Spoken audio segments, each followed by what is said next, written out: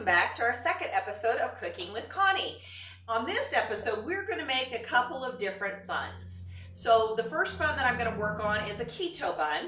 And so it's going to have what some people that know keto, they're going to know about fathead dough. So we're going to start with a fathead dough. We're going to flavor it with a little bit of ranch.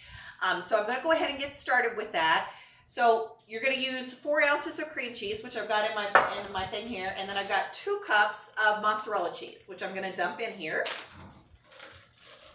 And I'm going to have Barb go ahead and pause that for a sec while I melt this in the microwave.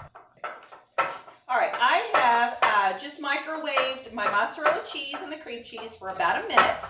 And I find that that's enough to melt it, but it does. If you do it much longer than that, you're going to end up with kind of your cheese getting hard and stuff. So you kind of see the consistency I got. It's not totally melted, but everything will blend together now. So the next thing we're going to do is we're going to add 2 teaspoons of baking powder.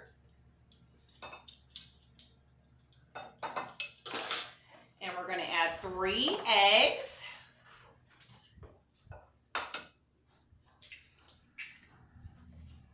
And this is a really easy recipe, really tasty. The original recipe actually was designed for small buns, which I made the first time for my family. And my husband liked them so well, he said, can you make those bigger into more like a bun? So I did. And he loves to use these for like breakfast sandwiches. They're great if you're wanting to do something with a cheeseburger. Sometimes I do add bacon bits in there because that's what the original recipe called for. So, you can just kind of spice it up however you want to. This recipe, I'm going to use the Flavor Gods ranch seasoning to season it. But if you were doing it for spaghetti, you might want to do a garlic bread or something like that. So there's just a kind of endless possibilities. So, when I come to seasonings, I don't think you can do too much. So I'm going to put a couple tablespoons of that in there. And then I'm also going to put a 1.5 cups of almond flour. All right. So this is where we're going to start using this almond flour. So and again, I am not like this really precise cook. I kind of, instead of getting out 2 measuring cups, my husband's really big about not wanting to dirty up too many dishes. I kind of eyeball the 1/2 cup. So it just makes it easier that way. So I'm going to stir that up. And once I kind of get that into like a dough type consistency, then I'll add this Colby Jack cheese. Now, I have some other food sensitivities. My body is really weird, so it doesn't like a lot of things, and it doesn't like cheddar cheese. So that is why my go-to is Colby Jack, but you could use cheddar or any other kind of shredded cheese you want to add a little more flavor to it. So this is going to be 1 cup of cheese. And then again, if this would be the time if you wanted to add bacon bits, you could do that. So we're just going to stir this up real good.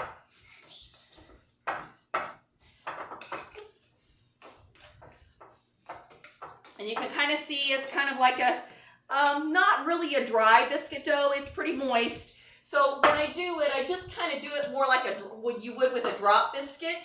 So I'm not really going to manhandle it or anything. I'm just going to put it on the pan. So this is the pan I use, and I get this off of Amazon. These are muffin top pans. Perfect size to make buns on. Discovered that by accident, but they work great. So both of the recipes I'm going to do for these buns, I'm going to use these pans, which are going to offer us these molds, okay? I'm going to use some coconut oil, but you could use avocado oil spray. You could use olive oil spray, whatever you want, but I've got coconut oil today. I like coconut oil as well as some of those other things. So just spray those so that they don't stick. And then we're just going to put those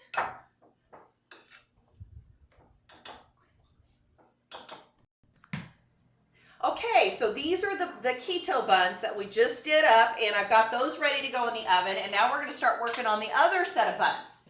Now, the other buns are going to be gluten-free. They're also going to be dairy-free, so I'm going to kind of show you how you can do some substitutions if you need to cut dairy out of your diet. And they're going to be made with my favorite flaxseed. Now, this bun right here, you can do a lot of things, again, with the flavor with it also, and that's why it makes it really versatile. But for a general rule, I'm just going to kind of show you what I would do for the buns that I would use to do my hamburgers. I love to do peanut butter and jelly sandwiches with them, or just toast them in the morning and put some butter and jelly on them. They're really great that way. So what it's going to take, we're going to do the flax seeds. We're going to put a cup of flaxseed in here. So the big ingredients in this one are the flaxseed and arrowroot, okay? So those are two things that most people probably don't have at their house, but I do, because I have all kinds of strange things at my house. All right, so we're going to do a cup of the flaxseed. So put that in there. And then we're going to use a cup and a half of the arrowroot, all right? And again, arrowroot is just this really fine powder stuff that's going to kind of give it that cakey consistency. So I'm going to use a cup and a half of it. We can see if we can get this down in here. So it might be a little trickier. Remember, I'm not the absolute perfect cook, so I'm going to eyeball the half cup so I don't have to use another thing. Okay, so then the next big thing that this has in it, we're going to put 5 eggs in this, all right? So the eggs are going to help with making it kind of lighter, so it's kind of your leavening agent, and then they're going to add some protein to the mix.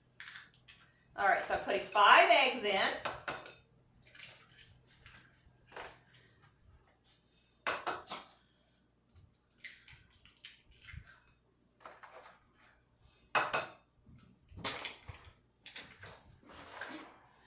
I'm also going to put a tablespoon of baking powder. Again, we want these to be not so heavy, so a little baking powder will do the trick with that.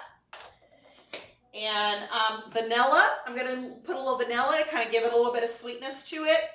I usually just kind of use my cap and measure a couple of capfuls of vanilla, which is probably about a teaspoon would be my guesstimate.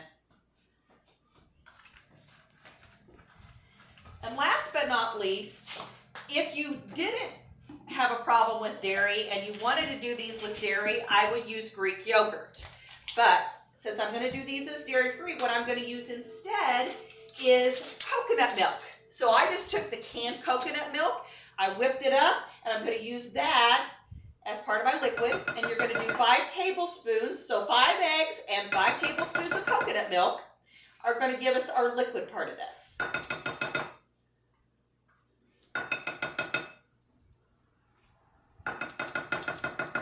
And you could just put this coconut milk back in the fridge and then use it the next time you go to make your muffins, okay?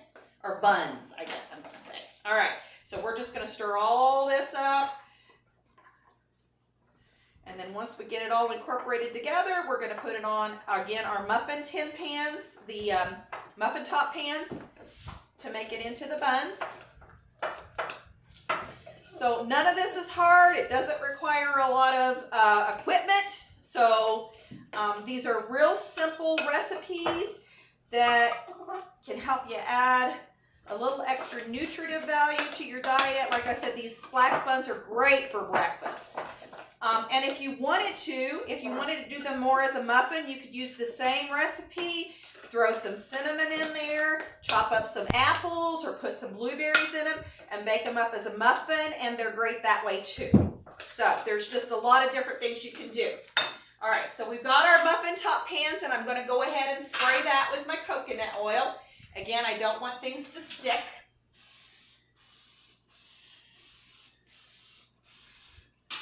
So light spritzes there.